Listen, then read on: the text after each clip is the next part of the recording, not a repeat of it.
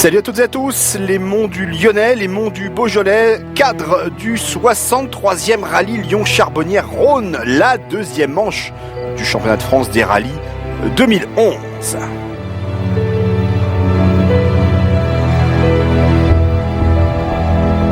Avec une conférence de presse et une super spéciale disputée dans le cadre prestigieux du stade de Gerland. Et un mano à mano annoncé entre Eric Brunson et Danny Snobek sur l'asphalte rhodanaise. La saison a bien démarré pour nous, on ne pouvait pas espérer mieux, gagner le Touquet, un rallye que j'apprécie beaucoup et le plus proche de chez moi, donc ça fait plaisir et puis de belle manière je pense. Donc, Je viens sur un terrain que j'aime bien parce que ça correspond plus à mon pilotage. J'ai une très bonne auto. Je dis souvent dans le trio tête, j'aimerais bien gagner, donc je pars pour gagner. Les WRC bien sûr qui font figure de favorite, celle de Snobek qui cherche un troisième succès en 4 ans ici, et celle d'Eric Brunson sur sa Subaru Impreza. Très bonne santé du championnat de France, avec aujourd'hui on peut compter 170 pilotes au départ de ce Lyon-Charbonnières, avec un plateau conséquent, des pilotes motivés, une météo qui est là. Un découpage un petit peu différent, là aussi l'organisateur a voulu aller sur un peu une réduction de coûts, je crois que c'est important à l'heure actuelle. Maintenant en place au salon sportif avec une vraie incertitude au bout. On a vu au Touquet Brunson arriver, certains attendaient par exemple Danny Snobek. Voilà, les passionnés de sport automobile sont là, les spectateurs sont là, en avant. Bon, et puis il y a toujours ce petit duel entre S2000 et WRC. On s'est aperçu que les S2000 sont finalement pas très loin des WRC suivant le parcours et le profil des routes. Alors c'est un grand débat au sein de la fédération, de son comité directeur, justement, entre les S2000 et les WRC. On a fait le choix de maintenir les deux catégories. Je pense qu'aujourd'hui elles sont équilibrées. Preuve en est, deux S2000 sont championnes de France dans les 2 années précédentes. Je pense que c'était un bon choix fait par la fédération. Il n'en demeure pas moins qu'on a des réflexions sur le futur, qu'on entamera notamment au mois de juin. Mais en l'état, je crois que c'était un bon choix réglementaire. Nicolas Deschaux, le président de la FFSA, président ravi, la catégorie GT+, avec Romain Dumas au volant de sa Porsche 997. c'est sûr que jusqu'à là on n'a pas une fiabilité exemplaire. Maintenant, faut pas non plus se voiler la face, la voiture est nouvelle, on est une équipe entre guillemets privée. Je dirais, même si Porsche derrière me donne des petits conseils, il n'y a que nous qui faisons rouler la voiture, donc développer une voiture tout seul en faisant 4 ou 5 rallyes par an, c'est quand même pas facile. Et moi je peux pas en faire plus, j'ai pas plus de temps, donc à chaque fois qu'on vient sur un rallye, maintenant en tout cas c'est des tests grandeur nature. Donc on va essayer de faire ça ce week-end. J'aime pas dire ça parce que test grandeur nature, parce que ça me fait penser aux mauvaises équipes de Formule 1 qui disent ça. Donc on va essayer d'être performant, mais c'est quand même au fur et à mesure on améliorera la voiture tout au long du week-end. Catégorie que se disputent Romain Dumas et Gilles Nantais, tous les deux sur Porsche.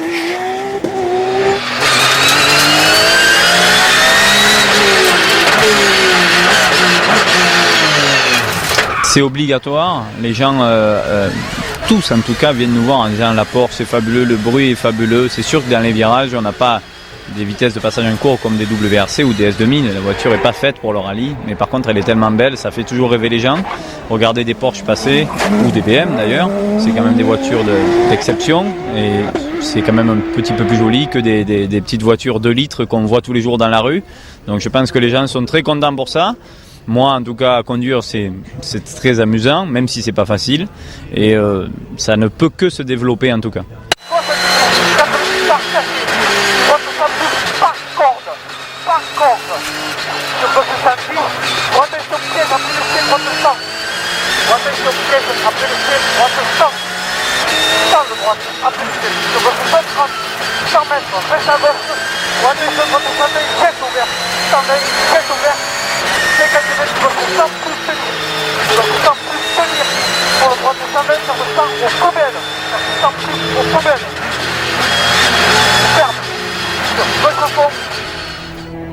Le plus grand rival de Romain Dumas, bien sûr, Gilles Nantais, le Savoyard. On verra, les deux hommes vont se livrer un sacré mano à mano sur les routes rhodaniennes. Le voici, Gilles Nantais, qui n'avait pas pu terminer le rallye du Touquet à sa plus grande déception. Il espère emmagasiner le maximum de points ici dans le Rhône. Duel annoncé, public présent, bien sûr. Les WRC, les reines du rallye, Danis Nobek qui signe déjà les meilleurs chronos dès l'entrée de cette 63e édition du rallye Lyon-Charbonnières. Danis Nobek à l'attaque maximale. Le chapeau très très long absolu. Et alors, gros chauffeur de frein pour 95. Gros chauffeur de frein pour 95. Et gros chapeau. 200 mètres. Gros chauffeur de presque à fond. Et 100 mètres, attention. Droite de 90 selon. 90 selon.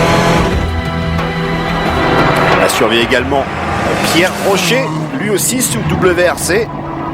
Droite 4, dans gauche de salle. Dans gauche de salle et droite 2, sortie ferme. Pour inter droite 3 rails. Pour inter droite 3 rails. Pour 120 mètres. Pour 120 mètres, gauche fond Milon. Pour 120 mètres, gauche fond Milon. Enfin le troisième l'aileron, donc Eric Bronson, leader du championnat de France depuis son succès au Touquet. Le Normand, lui aussi, reste au contact de Danis Nobek, malgré quelques petits soucis de fiabilité sur les premières spéciales. 75 mètres, 140 moyens de part. Enfin, WRC surprise engagée sur cette édition du Charbonnières, celle de Pascal Trojanis à 307 WRC. Il faudra compter sur lui, peut-être sur une place sur le podium final. La spéciale de nuit, toujours un moment en particulier. Problème mécanique dès le départ de la première spéciale. Sur la ligne de départ, on a un truc à casser dans le diff avant et je suppose que c'est ça, mais la voiture a été très difficile à maintenir, elle roulait pas droit, donc j'arrivais, je freinais en travers et je réaccélérais en travers. On est assez content, une belle mise en jambe, en tout cas mieux qu'au Touquet. Bon, maintenant il va falloir hausser le rythme un tout petit peu demain matin pour essayer de se rapprocher de Dany qui est très performant, faut le dire ici. J'attends vraiment demain pour exploiter complètement cette voiture qui est vraiment fantastique. Donc aujourd'hui, si je suis devant, je dis c'est quand même grâce à une très bonne voiture, une super préparation. Snowbeck, Rocher, Brunson, c'est le classement à l'issue de cette première étape. Les S2000 sont toujours dans la course, à l'image de Jean-Sébastien Vigion.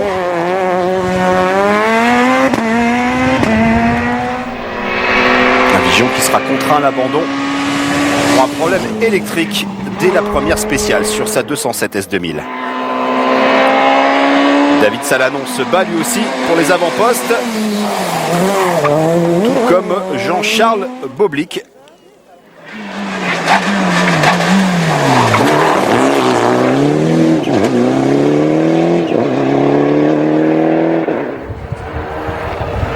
Beau duel entre Mitsubishi, Patrick Rouillard face à Arnaud Gauthier.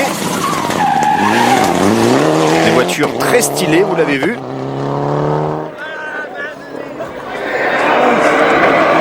Enfin, Emmanuel Guigou qui teste toujours grandeur nature sa Mégane RS. Pour droite à fond, pour gauche à fond. On retrouve Emmanuel Guigou en caméra embarquée. Pour frein droite, gauche 101 fil. Glissant, pour droite 120 par muré. Frein droite, gauche 130 double. 50 mètres. Frein tôt, gauche 110 moins tard. 70 mètres.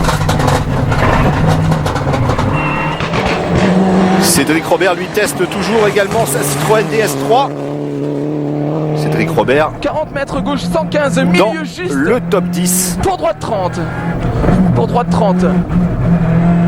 Dans le top 10 suite à cette première étape. 50 mètres. Droite 120 plus. 100 mètres. Gauche frein pour gauche 20. Gauche frein pour gauche 20. 100 mètres. Avant première bite, gauche à fond. Avant première bite, gauche à fond. Cédric Robert, le pilote de pointe de l'équipe Saint-Éloque, équipe stéphanoise que l'on connaît sur Sport Plus, notamment sur le trophée Andros. C'est l'équipe du tenant du titre, Jean-Philippe Dérault. Une équipe où la passion du rallye est de tous les instants.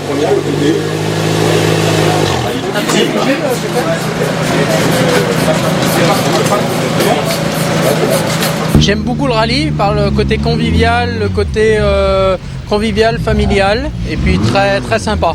J'aime beaucoup le rallye. C'est vraiment une discipline qui me plaît par rapport au circuit ou qui est un petit peu plus encadré, un petit peu différent. Mais le professionnalisme dans les deux est le même. Dès qu'on veut jouer devant, il faut être professionnel. Sébastien Chetaille, le team manager, peut être satisfait de l'arrivée de Cédric Robert cette année dans son team. Satelloc, c'est un team qui est, je dirais, un peu de partout. C'est-à-dire que aussi bien en rallye avec des voitures performantes telles que la DS3 et les pneus Pirelli, aussi bien en circuit avec les Audi. Et puis sur la glace, c'est eux qui ont le titre avec Dero, donc ils sont partout et c'est vraiment un team sympa et efficace et très professionnel en fait. Mes projets, c'est déjà d'essayer d'arriver à gagner le R3 et le 2 roues motrices cette année en championnat de France avec les Citroën et de finir sur le podium avec les 2 pilotes en junior. Le jour se lève sur le vignoble Beaujolais. La deuxième étape sera bien évidemment décisive. Un point justement sur le classement championnat. Et la belle troisième place signée par l'équipe Revo 6 Techno Plus. L'équipe nouvelle venue sur ce championnat de France des rallyes. Meilleure place pour Guillaume Siron.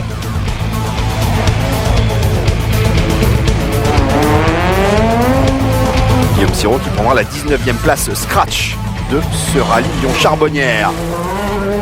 Retour au premier plan pour Arnaud Goyard et Jean-Charles Boblic pour l'équipe MSR by gbi.com. Deuxième du classement team.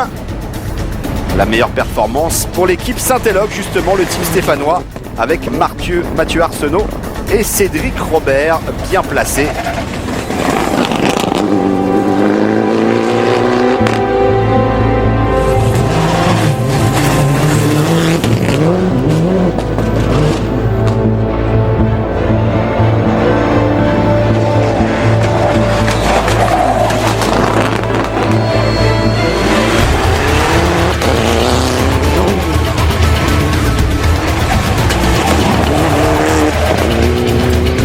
Mathieu Arsenault suivi de Cédric Robert. Cédric Robert qui prendra la 7e place finale. Et Mathieu Arsenault lui terminera 8e, 7e et 8e. L'équipe Saint-Eloque remporte le classement team de cette 63e édition du Lyon-Charbon. Les supporters d'Emmanuel Guigou pour la Mégane RS.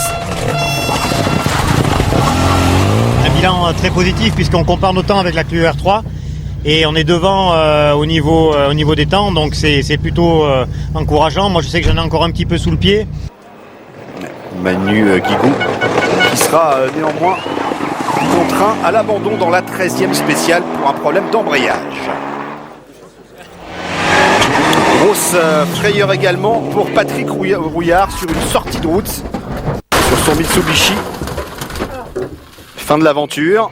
Abandon également pour David Salanon sur sa 207 S2000. Début de journée, il va laisser des traces au classement.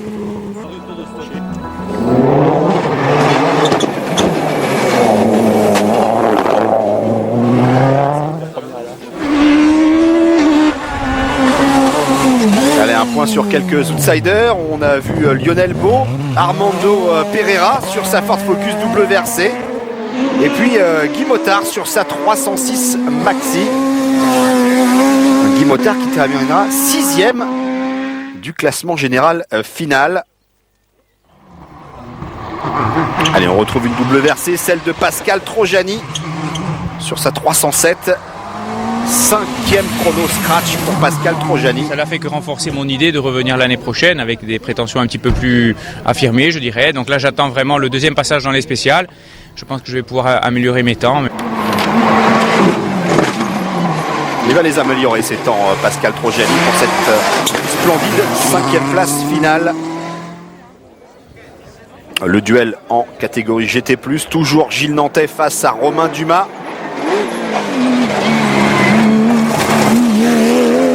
Gilles Nantais, 4e sur sa 996 Cup. Romain Dumas, lui, va prendre la 3e place du podium.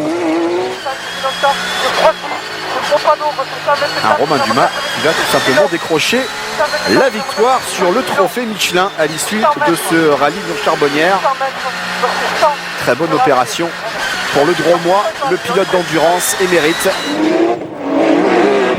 Et Gilles Nantais, lui, terminera juste derrière.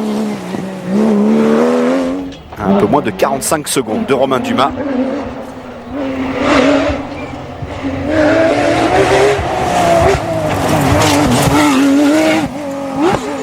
J'avais pour ambition d'essayer de remonter Romain, mais mon moteur dans la 2e a commencé à me donner quelques signes de faiblesse. Donc on pense que c'est un capteur qui est en train de lâcher.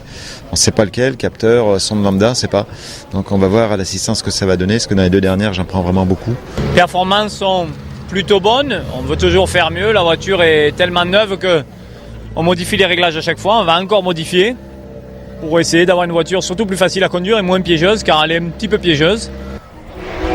Le duel donc se poursuit sur les dernières spéciales. Romain Dumas qui va s'octroyer quand même 2 scratchs de spécial sur les 14 prévus au programme. Le voici, Romain Dumas. Gilles Nantais, on l'a compris, terminera donc 2e du trophée Michelin derrière Romain Dumas. 3e place pour Cédric Robert. Pour 50 mètres derrière, gauche fond, attention glisse. Allez, on retrouve les prétendants au titre final ici sur ce Charbot 2011 avec Pierre Rocher en caméra embarquée. Pierre Rocher, victime d'une sortie de route dans la 7e spéciale. Sa 307 WRC ne pourra pas repartir. Grosse désillusion, lui qui était 3e à l'issue de la première journée de course.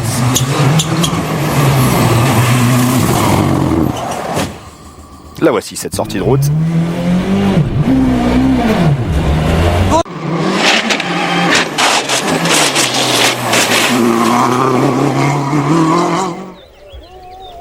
Du coup, on se dirige de plus en plus vers un mano à mano, un duel entre les 2 favoris, Danis Novek et Eric Brunson.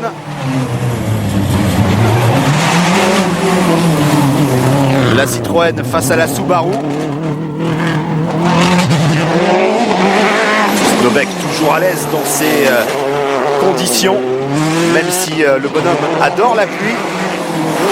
Le rallye Lyon-Charbonnières reste son jardin. Objectif, continuer à rouler vite, apprendre la C4 parce que j'en découvre tout le temps. Et elle va très vite, elle réagit vite.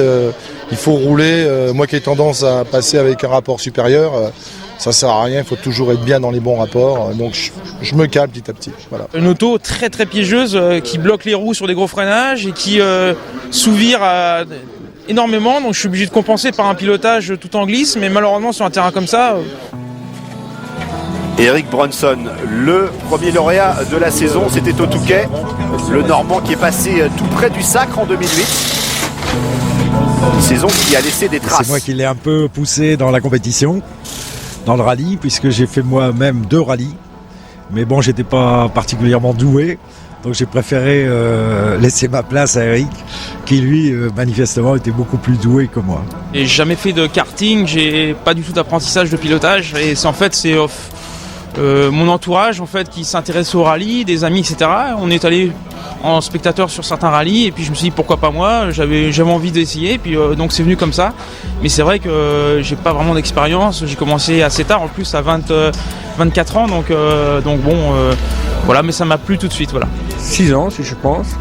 Donc je le connais bien parce qu'il a roulé d'abord avec des escortes groupe A que je lui avais préparées. Et puis il est passé à la Subaru WRC en 2009, si je me dis.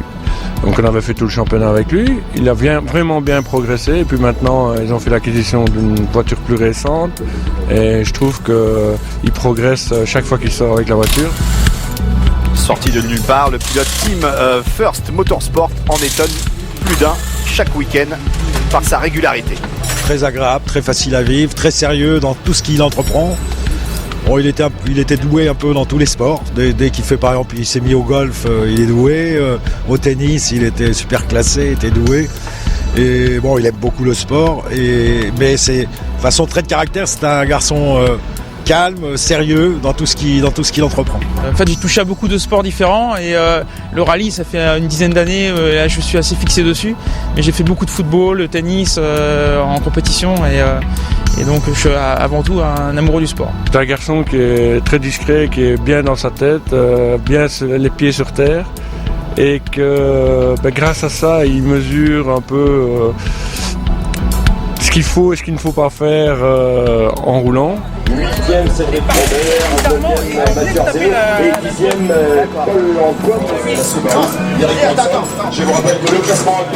Problème de finances, problème de budget, pas possibilité de repartir sur un championnat complet. Et, donc il a fallu faire une pause pour essayer de trouver des solutions. Et ça a demandé 2 ans. Et c'est vrai que les 2 ans sont un petit peu pénalisants puisque sur ma lancée 2008, j'aurais pu, de par ma connaissance du terrain, faire de bons résultats, je pense, en 2009 et 2010. Mais malheureusement, j'en ai pas eu l'opportunité. Et il est bien entouré. Il a une famille derrière lui et tout un groupe d'amis qui le soutiennent à 100%. Je suis très très fier de mon fils. Voilà. Et puis bon, il me rend bien puisque bon, il fait ça très sérieusement.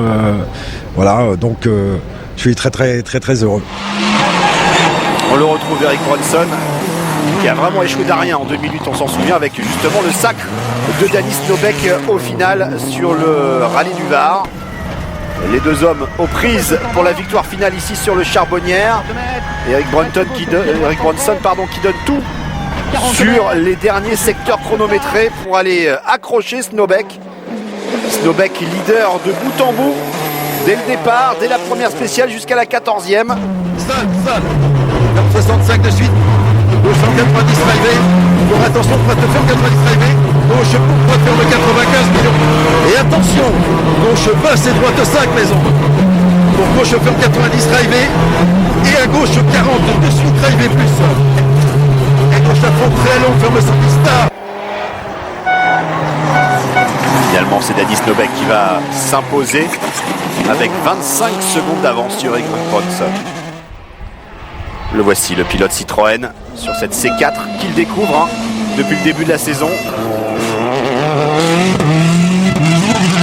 Ça va mieux, on a réussi de par le setup qu'on a fait à l'assistance précédente, améliorer le comportement de la voiture. Donc on a mieux roulé, et, on a moins usé nos pneus et on a fait des bons chronos. Problème électrique, alternateur. Et on a de la chance de revenir là. T'as que dans la spéciale? Non. Non? Ah non, le moteur marche plus. D'accord. Donc je m'en sors bien. Et en plus je cale au départ de la dernière. J'ai coupure, les vitesses passent toutes seules, descendent toutes seules. J'ai plus de puissance. On roule sans boot si tu veux. Malgré cette frayeur, Denis Nobek va conserver sa poignée de secondes sur Bronson. Je lui ai dit 25 secondes, l'écart final entre les 2 hommes. Victoire donc de la Citroën C4 de Denis Nobek devant la Subaru Impreza d'Eric Bronson.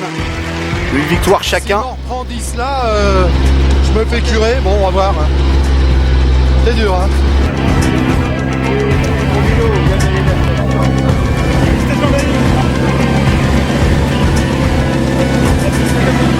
Globalement, la voiture n'est pas satisfaisante sur ce terrain-là. On a besoin de travailler. On a été surpris qu'elle soit pas efficace. Bronson, Snowbeck, une victoire partout. Prochaine manche dans le Limousin, début juin. Ciao.